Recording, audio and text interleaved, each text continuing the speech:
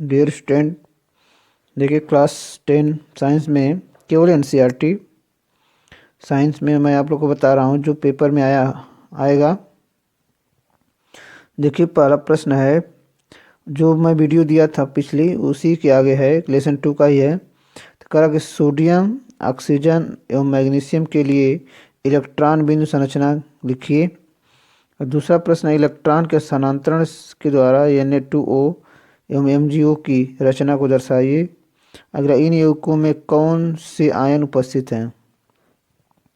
तो ठीक है, देखिए हम अगर सोडियम की बात करें तो सोडियम में करा में इलेक्ट्रॉन बिंदु दर्शाना है ना। तो सोडियम का जो होता है परमाणु क्रमांक वह होता है Na ना 11।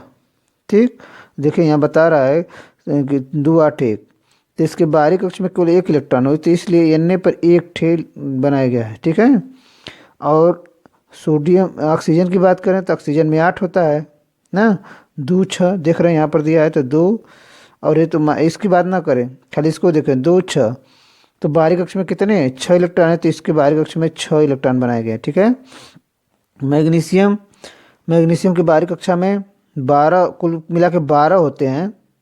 ठीक है, मैग्नीशियम की बात करें तो Mg 12, तो 2 8 और 2, बाहरी कक्ष में 2 इलेक्ट्रॉन है, तो इसलिए Mg पर कितना लिखा गया है, 2 लिखा गया है। तो आपका पहला प्रश्न हो गया कि सोडियम, ऑक्सीजन और मैग्नीशियम के लिए इलेक्ट्रॉन बिंदु संरचना दिखाई। तो इलेक्ट्रॉन बिंदु संरचना इस तरह आप दिखा सकते हैं। दूसरा देखें, इलेक्ट्रॉन के स्थानांतरण के द्वारा Na2O और MgO में संरचना बताई जाए। देखिए आप अगर पहले से पढ़े हैं इसके बारे में तो ठीक है, नहीं पढ़े तो मेरी पीछे की वीडियो देखें तो समझ में आएगा। देखिए इसमें Na सोडियम का 2 8 1, तो इसमें कह रहा है कि स्थानांतरण का मतलब कि अपना इलेक्ट्रॉन एक निकाल देगा, सोडियम अपना इलेक्ट्रॉन निकालेगा, तो बनेगा Na प्लस 2 8, कितना बनेगा 2 8 प्लस E माइनस, मतलब जितना इलेक्ट्रॉन निकलेगा उसको हम यहाँ लिखेंगे 1 E माइनस, और यहाँ से 1 ठे हटा देंगे, तो 2 8 खाली बाहरी कक्ष में बचा। इस तरह ऑक्सीजन में आएगा तो 2 6 होता है ना, तो इसमें से 2 इलेक्ट्रॉन ये धारण करेगा, क्या करेगा, लेगा, इसको मतलब चाहिए, तो ये बन जाएगा 2 6, तो 2 8 हो जाएगा, और 2 माइनस इस पर चिन्ह लगेगा। ठीक है, तो यह दोनों मिल करके देखिए Na और Na 2 ठे, इसकी संयोजकता 2 दिखा रहा है कि 2 इसको चाहिए, एक सोडियम वाला 1 इलेक्ट्रॉन देगा, दूसरा सोडियम वाला इसको दूसरा इलेक्ट्रॉन देगा। ठीक है, और यह बन जाएगा इस तरह से 6, तो पहले से इस ऑक्सीजन पर है, और एक इसका और एक इसका लेकर के 8 हो जाएगा, तो Na ये दे देगा इसको, तो Na2 प्लस बन जाएगा, और वो जब यहाँ देख रहे हैं कि ले लिया तो माइनस बन गया, तो माइनस बना है। इस तरह से हम कह देंगे कि बन गया Na2O, क्या बना Na2O, इसकी संरचना हो गई जो प्रश्न हमारा कह रहा था, Na2O। अब मैग्नीशियम देखिए, मैग्नीशियम बताएं कि 2 8 2 होता है, इसके बाहरी कक्ष में 2 इलेक्ट्रॉन की संयोजकता 2 है, तो यहाँ पर एक ही मैग्नीशियम रहेगा, 2 सोडियम यहाँ पर लगे थे, 2 इलेक्ट्रॉन पूरा करेंगे, यहाँ पूरा करने के लिए केवल एक ही मैग्नीशियम की आवश्यकता है। पहले से इसमें 6 है, देख रहे हैं 6 में 2 जाएंगे तो 8 हो जाएंगे, तो इसलिए Mg 2 इलेक्ट्रॉन निकालेगा तो Mg2 प्लस, और यह दोनों इलेक्ट्रॉन ग्रहण करेगा तो 2 माइनस ऑक्सीजन हो जाएगा। ठीक है, तो इसके बाहरी कक्ष में 8 इलेक्ट्रॉन हो, गिन लीजिए, इसको 8 हैं और 2 माइनस, तो बन जाएगा MgO। फिर अगला प्रश्न है कि इन यौगिकों में कौन से आयन उपस्थित हैं। तो देखिए Na2O में हम इसको तोड़ेंगे आयन उपस्थिति में, तो Na प्लस और O2 माइनस, तो इसमें Na प्लस इसको हम कहेंगे धनायन आयन और इसको कहेंगे ऋणायन आयन। अगला MgO में उपस्थित आयन Mg2 प्लस एवं 2 माइनस ना, अभी संरचना में ऊपर दिखाया गया है, तो Mg2 प्लस और 2 माइनस, तो इसको हम कह देंगे Mg धनात्मक आयन है और ऑक्सीजन क्या है, ऋणायन आयन है। अगला प्रश्न देखिए, कहता आयनिक यौगिकों का गलनांक उच्च क्यों होता है। ठीक है, तो आयनिक यौगिकों में आयनों के बीच मजबूत अंतर आयनिक आकर्षण बल होता है। इस आकर्षण बल को कम करने के लिए अत्यधिक मात्रा में ऊष्मा ऊर्जा की आवश्यकता होती है। ठीक है, तो जब ऊष्मा ऊर्जा की आवश्यकता होती है तो यही कारण है कि आयनिक यौगिकों का गलनांक उच्च होता है। आयनिक यौगिक गलनांक क्या होता है? उच्च होता है। मतलब उनको ज़्यादा मजबूती से बॉन्ड बने हैं तो हमको उनको ज़्यादा तोड़ने के लिए क्या करना पड़ेगा? ज़्यादा बल लगाना पड़ेगा, ज़्यादा शक्ति देनी पड़ेगी, तो इसीलिए इनका गलनांक क्या होता है? उच्च होता है।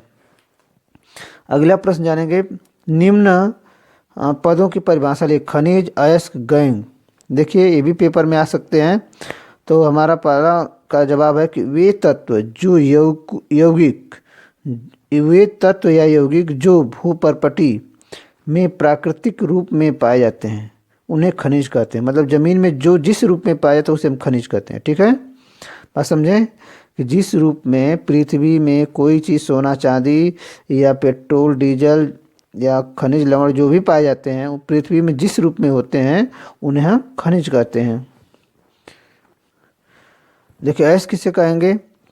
कुछ स्थानों पर खनिजों में कई उपयोगी धातुएं अत्यधिक मात्रा में होती हैं, उन्हें आसानी से निकाला जा सकता है। ठीक है, इन खनिजों को अयस्क कहते हैं। इसको इस तरह समझिए कि मतलब कि खनिज वही खनिज में जो ऐसा खनिज हो कि जिसमें भारी मात्रा में जिसकी हमको आवश्यकता वो मिले। जैसे हम चाह रहे हैं कि हमको सोना मिले तो हम पूरा कई क्षेत्र एरिया मतलब कई एकड़ खन दें ज़मीन और हमको कुछ भी उसमें ना मिले, चाहे 1-8 किलो सोना मिले तो उससे क्या होगा? लेकिन अगर पूरा कम एरिया में खनने पर हमको ज़्यादा मात्रा में सोना अगर मिल जाता है, कम मात्रा खनने में ज़्यादा सोना मिलता है तो उसको हम खनिज अयस्क कहते हैं। बस समझिए, जो पृथ्वी से निकलता है उसे तो अयस्क खनिज कहते हैं, लेकिन खनिजों में जिसमें अधिक मात्रा में धातुएं या उपयोगी पदार्थ मिलेंगे उन्हें क्या कहेंगे? अयस्क कहेंगे। और गैंग किसे कहते हैं?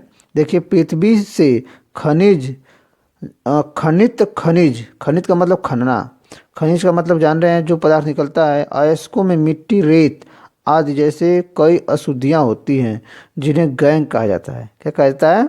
गैंग या शुद्धि या कह सकते हैं कचरा। ठीक है, तो इस तरह से हम इसको कहेंगे। तो मिट्टी, रेत जो होता है उसे हम अशुद्धि के रूप में कहते हैं। जो पृथ्वी से निकाला जाता है पदार्थ जैसे सोना चांदी या कुछ भी, तो उसमें अशुद्धियाँ रहती है तो उनको हम बाहर लिया करके साफ करते हैं, धोते हैं, फिर चुम्बकीकरण करते हैं, कौन कौन कई प्रक्रम से गुजारते हैं तो शुद्ध धातुएं बनती हैं। अगला प्रश्न देखिए, दो धातुओं के नाम बताइए जो प्रकृति में मुक्त अवस्था में पाई जाती हैं। मुक्त अवस्था में पाए सोना और चांदी, सोना एवं चांदी। ठीक है, अगला प्रश्न देखिए, धातु को उसके ऑक्साइड से प्राप्त करने के लिए किस रासायनिक प्रक्रम का उपयोग किया जाता है? करेंगे धातु को उसके ऑक्साइड से प्राप्त करने के लिए किस प्रक्रम का उपयोग किया? रासायनिक प्रक्रम का।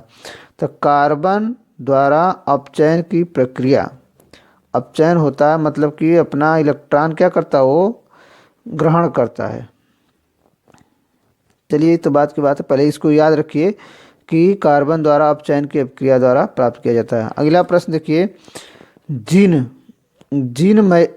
जिंक, मैग्नीशियम एवं कॉपर के ऑक्साइड के धात्विक ऑक्साइडों को निम्न धातुओं के साथ गर्म किया जाता है।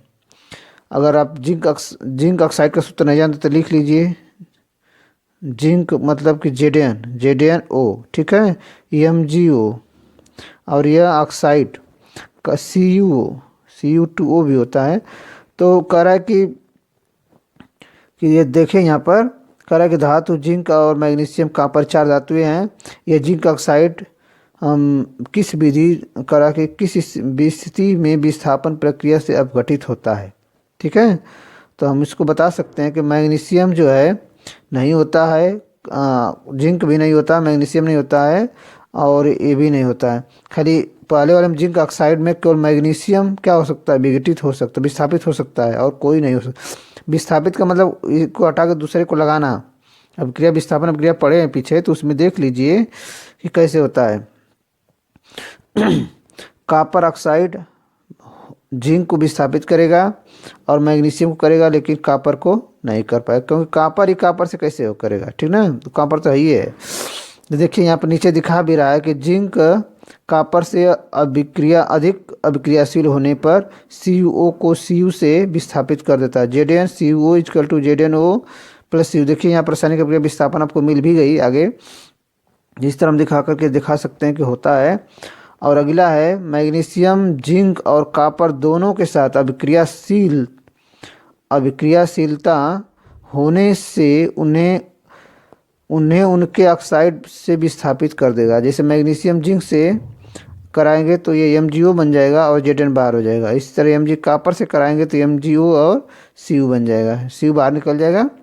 इसको हम विस्थापन अभिक्रिया कहते हैं। जैसे एक लड़का बैठा उसको हटा करके हम दूसरे लड़के को वहाँ बैठा दें तो कहेंगे पहला लड़का विस्थापित हो गया, पहला लड़का क्या हो गया है, विस्थापित हो गया। देखिए अगला प्रश्न कि कौन सी धातु आसानी से संक्षारित नहीं होती है। संक्षारित का मतलब टूटती नहीं है, अलग अलग डिवाइड नहीं होती है। जैसे सक्रियता श्रेणी में नीचे स्थित धातुएं सोना, प्लेटिनम, चांदी आदि आसानी से संक्षारित नहीं होती, मतलब जल्दी विघटित नहीं होती, जल्दी अभिक्रिया दूसरे से नहीं करती हैं। और ऊपर की धातुएं बहुत धड़ल्ले जैसे सोडियम है, मैग्नीशियम है, दूसरे पानी से क्रिया करेंगे, लेकिन जो आपका सोना, चांदी या प्लेटिनम है ये पानी से और किसी धातु से जल्दी अभिक्रिया नहीं करती है। मिश्र धातु, मिश्रातु लिखा है, क्या होते हैं सुन लीजिए। दो या अधिक धातुओं या एक धातु तथा एक अधातु का समांगी मिश्रण मिश्र धातु कहलाता है। मतलब एक धातु रहे, एक क्या रहे, अधातु रहे, उन दोनों का मिश्रण क्या कहलाएगा, मिश्र धातु कहलाएगा। ठीक है, आज की टॉपिक में इतना ही। मैं आपको अगले वीडियो में और प्रश्न NCERT के मिलेंगे जो आपके बोर्ड पेपर के लिए एकदम बेहतरीन होंगे। और मेरे चैनल पर आप नए हैं तो सब्सक्राइब जरूर करें, लाइक करें, दोस्तों को शेयर करें, अधिक से अधिक लोगों का सपोर्ट मिले। और कुछ कमेंट भी करें कैसे चल रहा है ये वीडियो। धन्यवाद। क्लास 10 के लिए है साइंस और CTET के लिए भी काम करता है। धन्यवाद।